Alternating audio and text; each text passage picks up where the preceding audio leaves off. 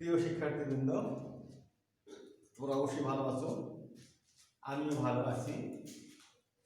আজকে আমি নবম শ্রেণীর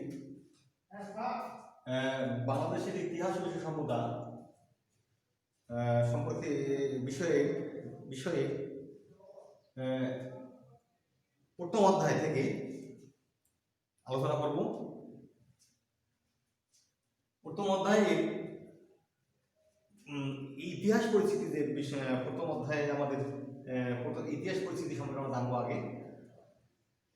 প্রথম অধ্যায়ে ইতিহাস পরিচিতি জানার আগে আমি সেগুলো সম্বন্ধে ইতিহাস ঐতিহ্য ধারণা এই সম্বন্ধে আমি ব্যাখ্যা করবো এবং ইতিহাসের উপাদান ও প্রকারভেদ সম্বন্ধে একটু ব্যাখ্যা করবো। তোমরা ভালোভাবে দেখবা, প্রয়োজনীয় কিছু জিনিস যদি আমরা পাই আমরা খাতায় লিখে নেবো অবশ্যই। প্রিয় শিক্ষার্থীবৃন্দ, ইতিহাস যেটা আমাদের বিষয় বাংলাদেশের ইতিহাস ও বিশ্ব সভ্যতা। আগে যদিও সরাসরি বইটার নাম ছিল ইতিহাস, কিন্তু এখন আমরা একটু ডিপলি বলবো যে বাংলাদেশের ইতিহাস ও বিশ্ব সভ্যতা, এই মিলে আমাদের ইতিহাস। প্রথম অধ্যায় সম্পর্কে আমি একটু আলোচনা করবো, তোমার মনোযোগ দিয়ে শুনবা। যেমন 1971 সালে বাংলাদেশের মহান মুক্তিযুদ্ধ সংগঠিত হয়। 1971 সালে আমাদের দেশ স্বাধীন করার জন্য একটা মুক্তিযুদ্ধ সংগঠিত হয়েছিল। 9 মাস পাকিস্তান সেনাবাহিনীর সঙ্গে তাদের বিরুদ্ধে প্রাণপণ লড়াই করার পর 16 ডিসেম্বর 1971 সাল আমরা একটা বাংলাদেশ নামে একটা দেশ বা রাষ্ট্র পাই।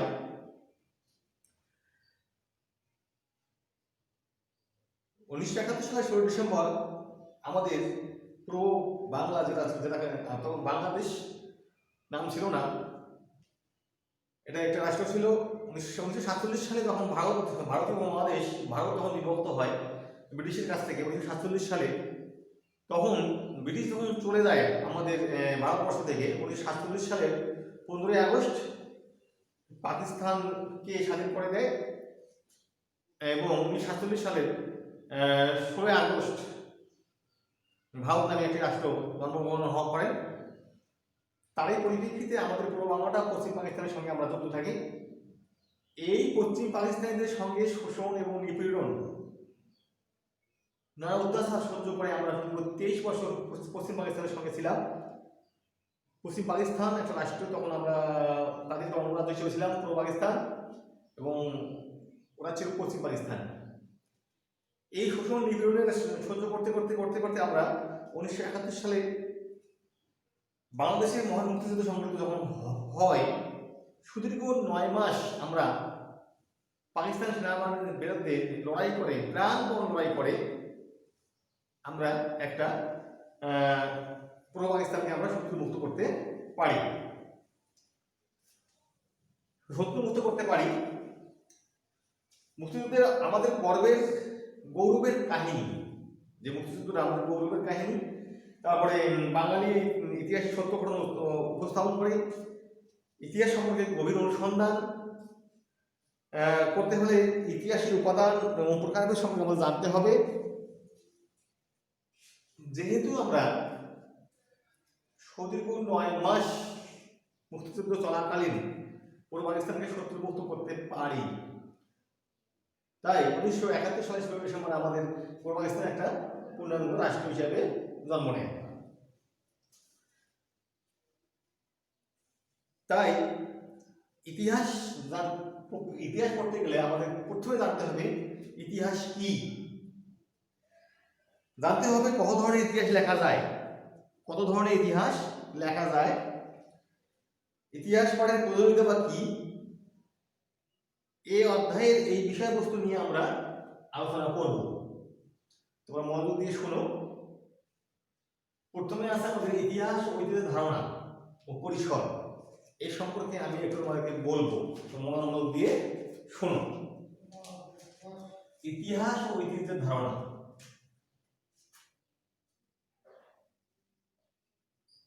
ইতিহাস ও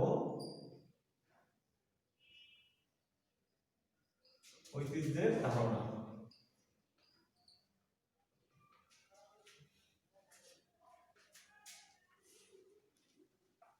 প্রথমে জানতে হবে ইতিহাস শব্দটা কি। ইতিহাস শব্দটির উৎপত্তি ইতিহ শব্দ থেকে। ইতিহাস শব্দটির উৎপত্তি ইতিহ শব্দ থেকে, যার অর্থই হলো ঐতিহ্য। তাহলে কি বললাম? ইতিহাস শব্দটির উৎপত্তি ইতিহ শব্দ থেকে। ইতিহ, ইতিহ, ইতিহ শব্দ থেকে, যার অর্থ ঐতিহ্য।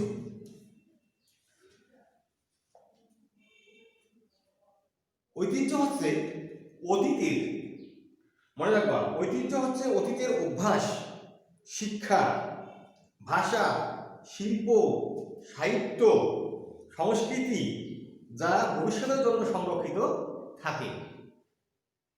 যা কি হয়? ভবিষ্যতের জন্য সংরক্ষিত থাকে। এই ঐতিহ্যকে এক প্রজন্ম থেকে আরেক প্রজন্ম, এই ঐতিহ্যকে এক প্রজন্ম থেকে আরেক প্রজন্মের কাছে পৌঁছে দেয় কে? ইতিহাস। মনে রাখতে হবে।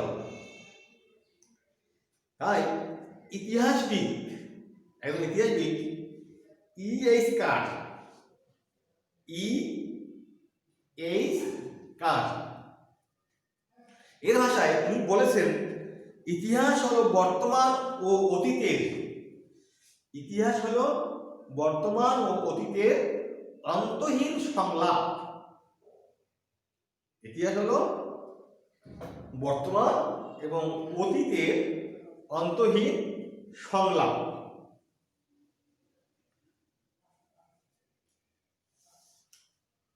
বর্তমানের সকল বিষয় অতীতের ক্রমবর্ধমান অতীতের ঐতিহ্যের উপর ভিত্তি করে গড়ে উঠেছে।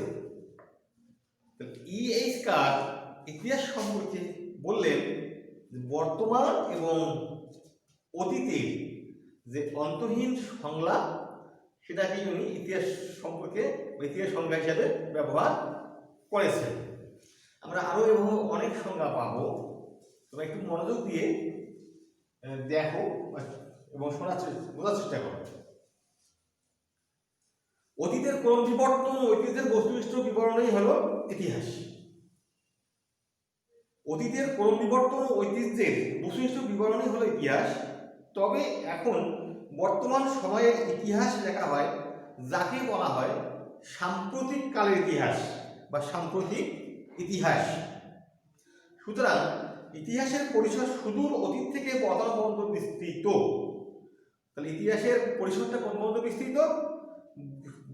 অতীত থেকে বর্তমান পর্যন্ত ইতিহাসের পরিসরটা বিস্তৃত।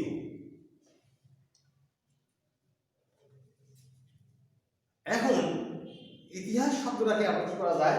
সন্ধি বিচ্ছেদ করা যায়। ইতিহাস শব্দটি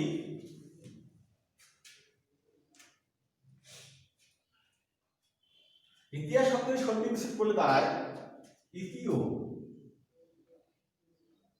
ইতিহ যোগ আস, আস, ইতিহাস। এর অর্থ হলো কি? এর অর্থ হলো যার অর্থ এমনই ছিল বা এরূপ ঘটেছিল।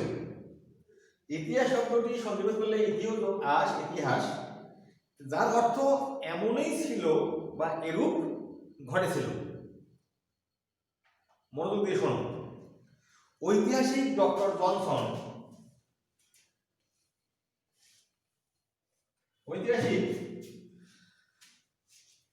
ডক্টর জনসন মনে করেন ঘটে যাওয়া ঘটনাকে ইতিহাস বলে। E.H. কার বললেন বর্তমান ও অতীতের অন্তহীন সংলাপই ইতিহাস। আবার ডক্টর জনসন বলতেছেন ঘটে যাওয়া ঘটনাই ইতিহাস। তার মতে যা কিছু ঘটে তাই ইতিহাস, যা ঘটে না তা ইতিহাস নয়। আমরা দুইজন ইতিহাসবিদের সংজ্ঞা পাইলাম, ইতিহাস কি বা ইতিহাস কাকে বলে। অবশ্যই মনোযোগ দিয়ে শুনবা এবং খাতায় লিখে নিবা। তাহলে আমরা দুইজন বললাম, ইস্কার, একজন হলো ডক্টর জনসন। জনসনের ভাষায় ঘটে যাওয়া ঘটনা হলো ইতিহাস, যা ঘটে না তা কখনো ইতিহাস নয়। আবার ইস্কার বলল বর্তমান এবং অতীতের অন্তরীণ সংজ্ঞাটি হলো ইতিহাস। বুঝেছ? আচ্ছা, এখন গ্রিক শব্দ,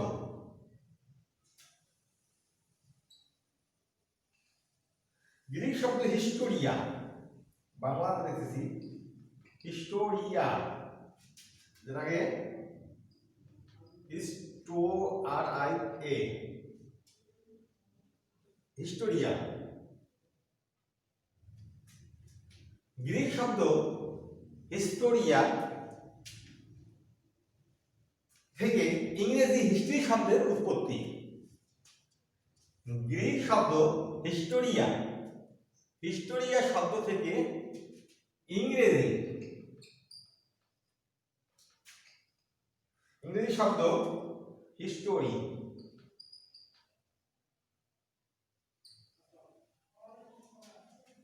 শব্দের উৎপত্তি, শব্দটির উৎপত্তি। তাহলে প্রশ্ন করতে পারি, তাহলে ইতিহাস শব্দটা কিভাবে আসলো?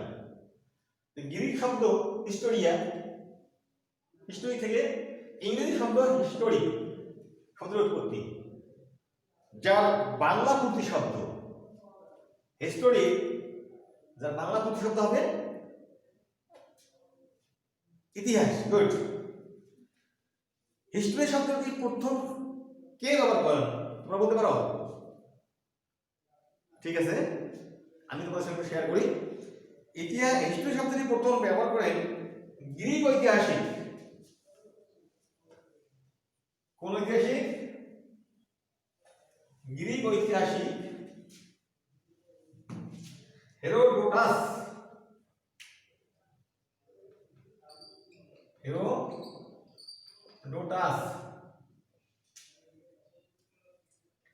তাহলে হিস্টোরি শব্দটি প্রথম ব্যবহার করে গ্রিক ঐতিহাসিক হেরোডোটাস।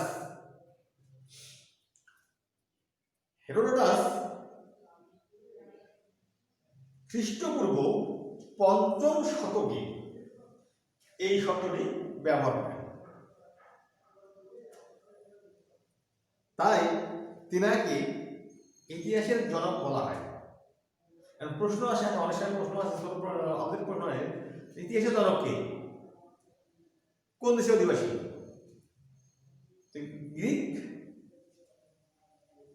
ঐতিহাসিক হেরোডোটাস প্রথম ইতিহাস শব্দটি ব্যবহার করেন, তাই তাকে ইতিহাসের জনক হিসাবে খ্যাত বা জনক হিসাবে বলা হয়।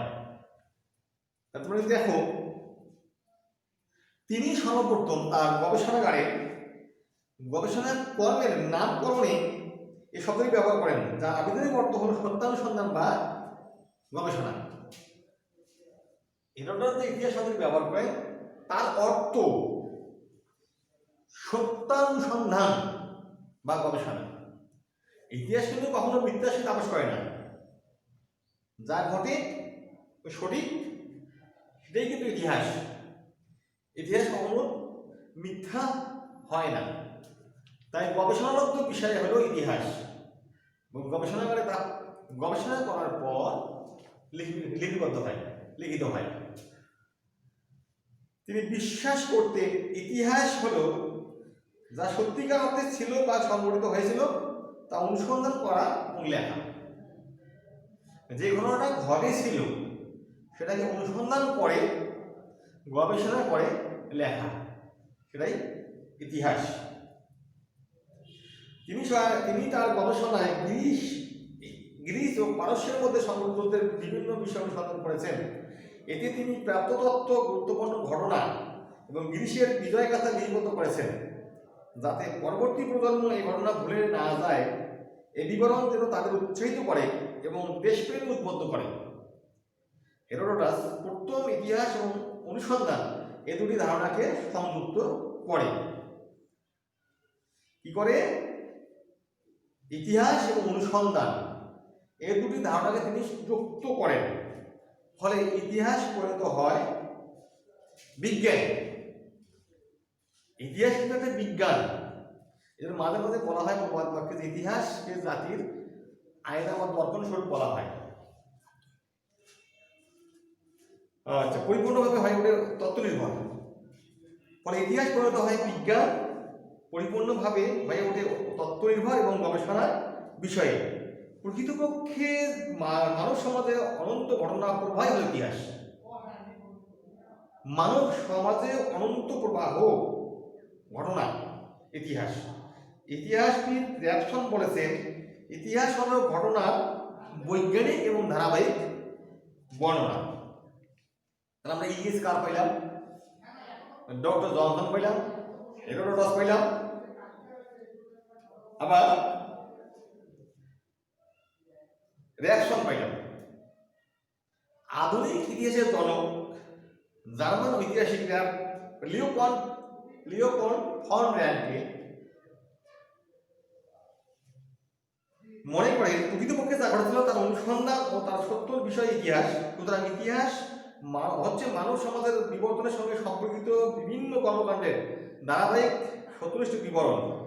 সঠিক ইতিহাস সবসময় সত্যকে নির্ভর করে রচিত। ইতিহাস সত্য ছাড়া কখনোই মিথ্যার সঙ্গে আপোষ করবে না। সত্য ঘটনাটাই হলো ইতিহাস। 2 নম্বর হল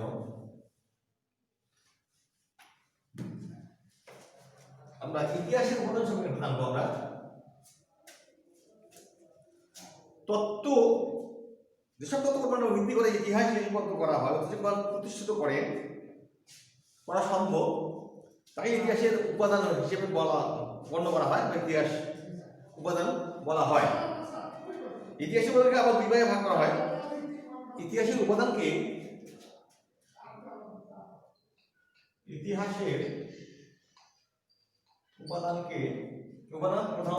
সাধারণত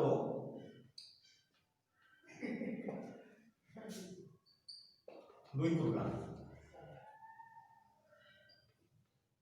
এক নম্বরে হলো লিখিত উপাদান ও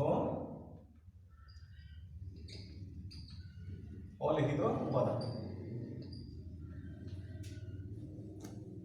অলিখিত উপাদান, তার আমরা ইতিহাসের লিখিত উপাদান সম্বন্ধে আমরা কি জানতে পারি সেটা? লিখিত উপাদান যেটা খাতায় লেখা থাকে, দলিলপত্রে লেখা থাকে, তারপরে আমাদের এই খোদাই করা কিছু পাথরের মধ্যে লেখা থাকে, লিখিত উপাদান। এবং অলিখিত উপাদান এই টাকা, তারপরে আমাদের পাথরের মূর্তি, আগে ওই স্বর্ণের কিছু টাকা ছিল, মুদ্রা ছিল, ধাতু পদার্থ ছিল। এই সমস্ত অলিখিত উপাদান হিসাবে ইতিহাসের উপাদান হিসেবে আমরা গণ্য করতে পারি। তাহলে আমরা আগামী ক্লাসে ইতিহাস পড়ার প্রয়োজনীয়তা এবং উপাদান সম্পর্কে আমরা ভালোভাবে একটু ব্যাখ্যা দেবো। তোমরা অবশ্যই বাড়িতে বইগুলো ভালো করে দেখবা এবং মনে রাখার চেষ্টা করবা। পরিস্থিতি সবাই সুস্বাস্থ্য মঙ্গল কামনা করে আজকের ক্লাস এখানে শেষ করছে। ধন্যবাদ সবাইকে।